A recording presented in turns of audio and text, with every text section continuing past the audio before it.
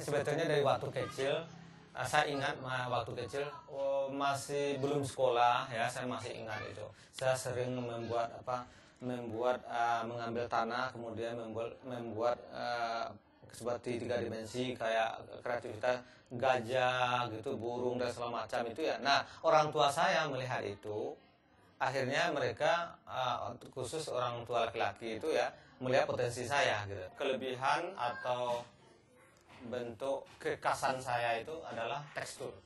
Dari tekstur gitu ya, saya mengambil dari tekstur batu gunung. Kalau di Sumatera Barat itu memang indah sekali bentuk-bentuk batu gunung, dilihat sore hari dan pagi hari.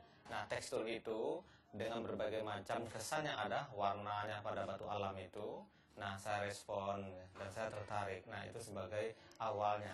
Namun secara tematiknya saya berhubung dengan masalah sosial. Jadi ini ke sini. Nah, ada pesan gitu di situ.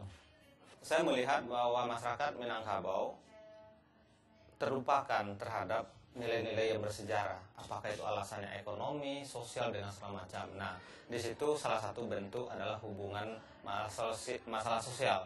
Yang kemudian masalah bentuk bangunan wajah. Wajah itu juga bentuk bangunan sebetulnya. Bagaimanapun secara karakteristik gitu, kesan yang disampaikan wajah yang memang secara abstrak saya hadirkan mengalami sesuatu, berbagai macam pengalaman.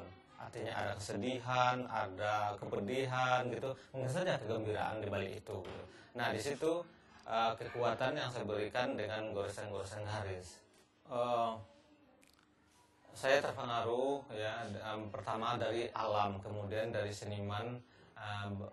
Waktu itu saya dari Fajar Siddiq saya tertarik ya. Kemudian dari kalau luar itu sebetulnya Picasso saya senang karena secara pikiran itu ya, karena penggalan-penggalan dari objek itu saya bayangkan itu hampir sama dengan apa yang saya lakukan. Saya masuk S1 tahun 90, masuk di Jogja, masuk IC.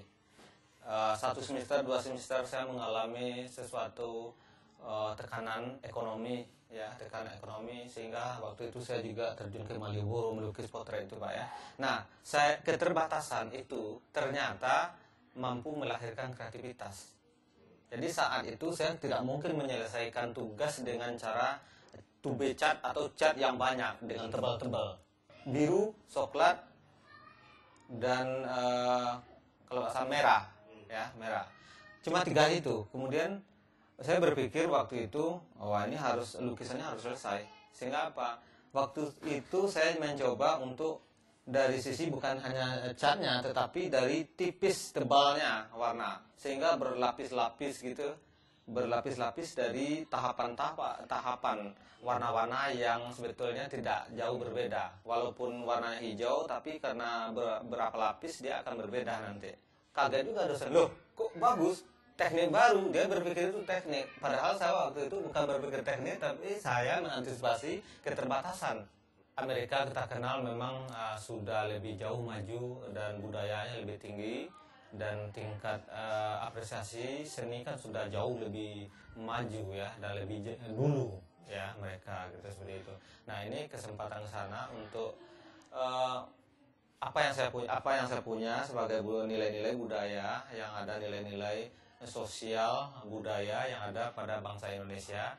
Nah, ini bisa kita pertontonkan atau perlihatkan ke dunia internasional.